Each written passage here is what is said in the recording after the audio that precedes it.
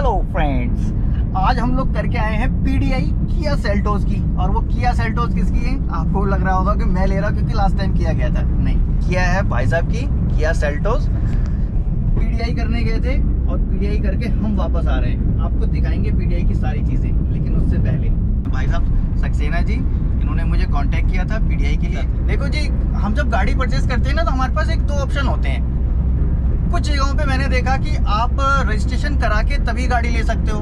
कुछ इस केस में मैंने देखा कि आप गाड़ी ले लीजिए और रजिस्ट्रेशन बाद में भी हो जाएगा, यानी कि हम सेम डे पीडीआई करेंगे और सेम डे गाड़ी ले जाएंगे, बाद में रजिस्ट्रेशन वगैरह आरटीओ का काम वो होता रहेगा।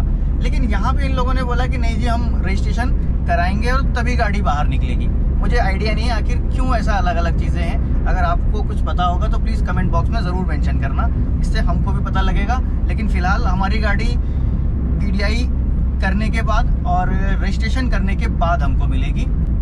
इसमें एक जो रीज़न डीलर ने, शोरूम वालों ने दिया है इस चीज़ का, उन्होंने ये बोला है कि क्योंकि गाड़ी बीएच रजिस्ट्रेशन वाली थी, तो इसलिए उसके लिए कुछ अलग से डॉक्यूमेंटेशन चाहिए होते हैं और वो डॉक्यूमेंटेशन आरटीओ से अप्रूव कराने होते हैं, तो इसलिए उन्होंने एक दिन का इसके लिए टाइम मांगा था। बाकी पता नहीं एक्चुअल क्या रीज़न। मे बी अभी कुछ दिन पहले एक रेड कलर की ब्रेजा की पीडीआई की थी, वो भी बीएच नंबर रजिस्टर थी, लेकिन वो गाड़ी हमने सेम डे पीडीआई की और सेम डे पेमेंट की और फिर ले ली।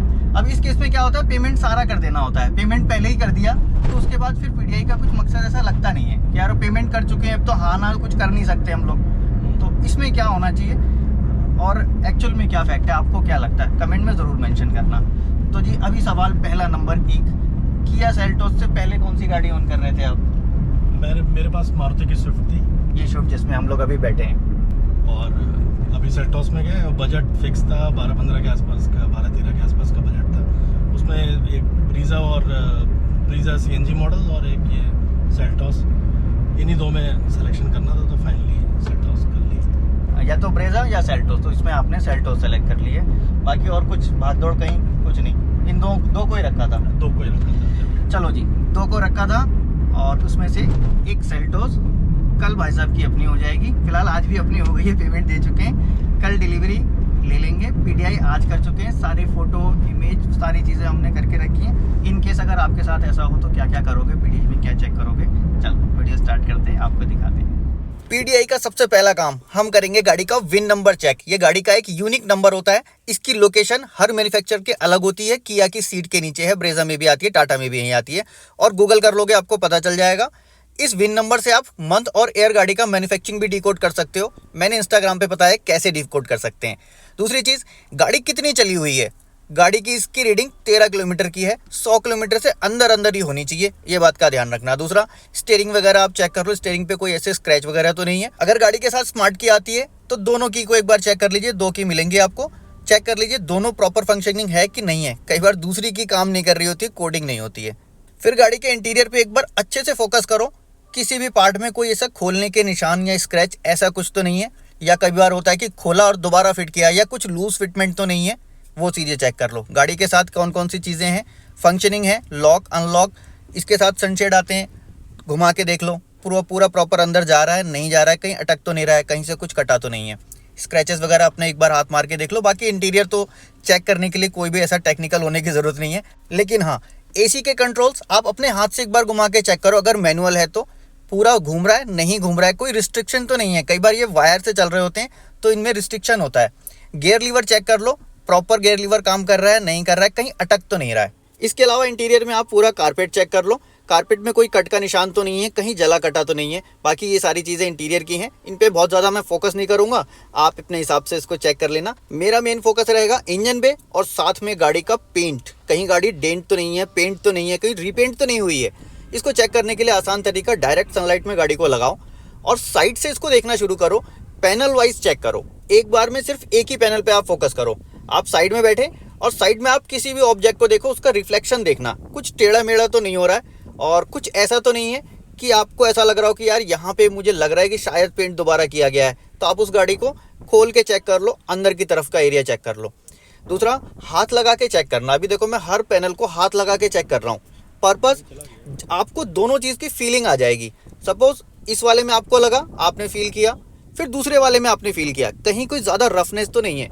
कई बार गाड़ी में अगर स्क्रैच है या फिर उसको निकालने की कोशिश की गई तो वो एरिया कुछ ज़्यादा ही स्मूथ हो जाता है, क्योंकि वहाँ पॉलिश का अप्लाई करते हैं, तो वो भी आपको फील हो जाएगी उस हाथ लगाने से।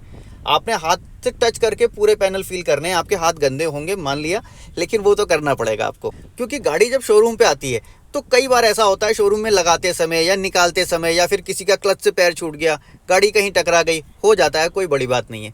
लेकिन फिर उसको जब रीपेंट किया जाएगा तो वो पेंट आपको पकड़ना है। कहीं ऐसा तो नहीं कि आपकी गाड़ी पहले से कहीं आके यहाँ डैमेज खड़ी हो और आपको रीपेंट करके दे रहे हैं, तो आप उन चीज़ों को चेक करो। और अगर आपको कहीं पे डाउट आने लगता है कि यार ये मुझे डाउट आ रहा है यहाँ पे कि शायद कुछ अलग सा दिख रहा है, तो आप उस जगह को बहुत ध्यान से फोकस करो, साइड से देखना शुरू करो, पहले वाले पैनल से दूसरे वाले पैनल को मैच करो कि इसमें कहीं मैच तो नहीं है, मिसमैच तो नहीं हो रहा है। अगर लगता है आपको तो आप रबर बीडिंग हटा लो या फिर डोर हैंडल के पीछे देख लो। मेरे पास टेस्टिंग मीटर है तो मैं इससे भी एक बार क्रॉस वेरीफाई कर ले रहा हूँ, बिल्कुल परफेक्ट है, क्योंकि अभी गाड़ी यहाँ पे वॉश नहीं हुई है, टेप के निशान थे, इसलिए मुझे लग रहा था कि यार ये थोड़ा सा रफ फील आ रहा है। देखो फ्रंट बम्पर और रियर बम्पर ये प्लास्टिक के होते हैं, और कई बार जब ये डैमेज हो जाते हैं तो इनको वेल्डिंग करके रिपेयर किया जाता है, और वेल्डिंग करने के बाद फ्रंट में एक बाल टाइप का निशान रह जाता है, हल्का सा माइनर स्क्रैच टाइप का निशान दिखेगा। अगर वो बाल सा क्रैक आपको दिख रहा है, अंदर ब्लैक दिख रहा है, तो समझ लेना कि उसको वेल्डिंग किया है। अब देखो गाड़ी के टायर के ऊपर आप देखना 4 डिजिट की पंचिंग होगी, लास्ट के 2 डिजिट वो आपको एयर दिखाते हैं, और उससे पहले के 2 डिजिट वो आपको दिखाते हैं मैन्युफैक्चरिंग वीक।